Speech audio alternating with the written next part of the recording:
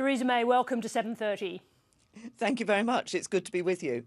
When you sat down to write this book, did you discover anything about your Prime Ministership that you regretted, that you didn't know at the time? That's an interesting question. I wouldn't. I mean, obviously, you can look back at any Prime Minister can look back at their premiership and say, if I'd done this differently or that differently. I mean, obviously, in the Brexit chapter, I think there are some ways in which the negotiation could have been done in a slightly different way, but that was partly about the EU, not just about the UK's approach. But as any Prime Minister has to deal with the, if you like, the deck of cards that they're given at the time, the circumstances they're given at the time, and try to make the right decisions. It's always easy for people to look back in hindsight and say, oh, could have done this, could have done that. Actually, there's a complexity about the issues that you're dealing with at any point in time that sometimes gets forgotten when people are looking with hindsight. That's an obvious truth, but in your own examination of your own decisions and actions, did you find anything there that took you by surprise? There are some issues where I talk in the book about having wished I had done things in a different way. So, for example, when the Grenfell Tower tragedy happened, that terrible fire, and so many lost their lives in that fire, I didn't visit the victims and survivors immediately, and I realise now that I should have done. So there are things like that I have identified in the book as areas where I recognise I should have taken a different decision at the time.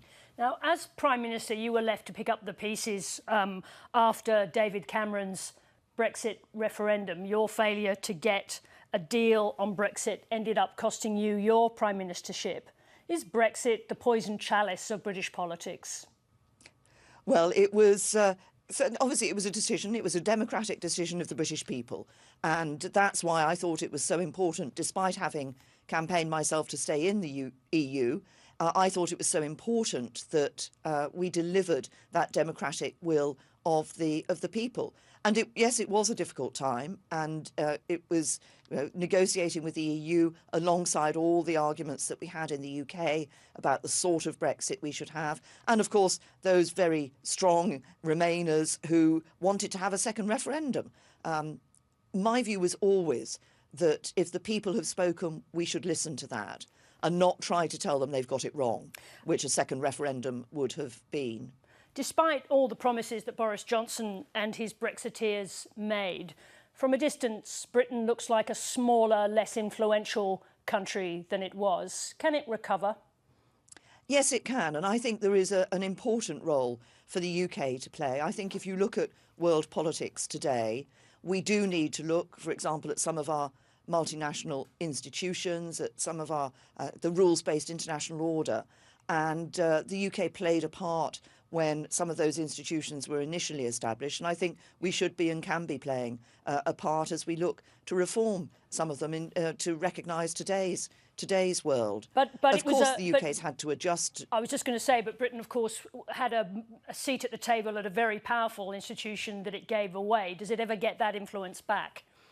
Well, we still have a seat at powerful seats. We sit on the Security Council, obviously at the United Nations, for example, as one of the permanent members there. We have a very key role in NATO, in the defence of Europe.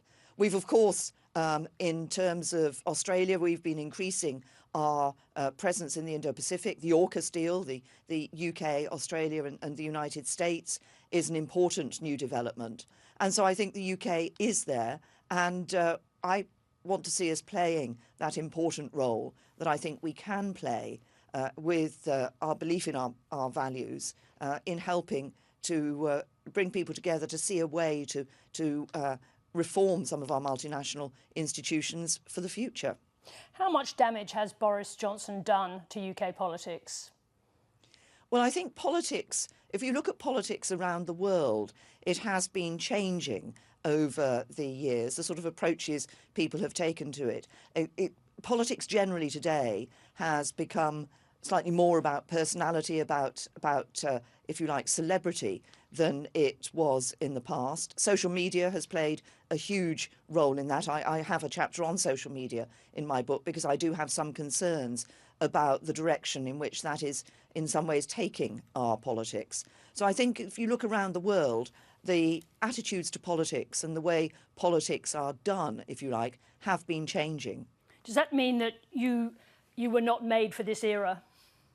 No, I wouldn't say that. But I'm not somebody who, if you like, believes in that sort of issue of celebrity in quite the same way as perhaps some other politicians around the world do. Notwithstanding his very different value set to yours, did you ever wish you had some of Boris Johnson's showmanship?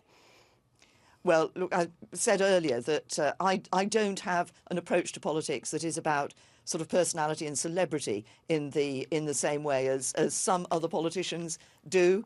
Would people have looked at me differently if I'd had that? Arguably, yes. When I did try to show some sort of different personality, I mainly got complaints about it, such as when I tried to dance onto the stage at party conference to Dancing Queen by ABBA. People sort of, why is she doing this? Because it was different from the image that they had of me. I think sometimes in politics, though, people get an initial image of you, and it's very difficult to change that. What was the image of you? Well, I think of somebody who was who didn't have that showmanship, as you would describe it. Given the emergence of the hard populist right under Boris Johnson and under Liz Truss as well, do you even recognise your party anymore?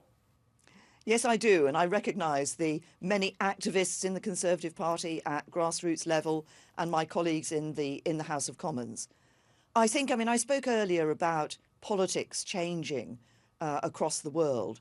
I think it's not just in the UK. I think if you look at politics in parts of Europe, for example, in the United States, we do see a sense of a greater polarisation in politics. And what I call absolutism, the sense of you're either 100% with me or 100% against me, which I think is difficult because in government, inevitably, there are times when compromise is necessary. And with that absolutist world, it's difficult to get that. But there is a sense, perhaps partly because of today's social media world, and maybe for other reasons, that people want easy answers. And the populist can often give an easy answer, but it may not be the right answer. But what about what you're seeing in the UK with the emergence of a much harder, more populist right wing within the Conservative Party? It is an evolution. Are you concerned about the direction of the party? Well, I think, I see the party as a whole, and whereas you might see certain elements being highlighted, what I see is a Conservative Party that is still truly conservative at its heart and in the various issues that it is dealing with. And so that the representation of the Conservative Party has somehow suddenly has become this far right or right wing party is not correct. It is still a centre right party. And it is still a party that holds to the values that it is hold. It's one of the most successful political parties across the world, and it is that because of those values that we hold as Conservatives. Theresa May, thank you very much indeed. Congratulations on the book, and thank you for joining us. Thank you.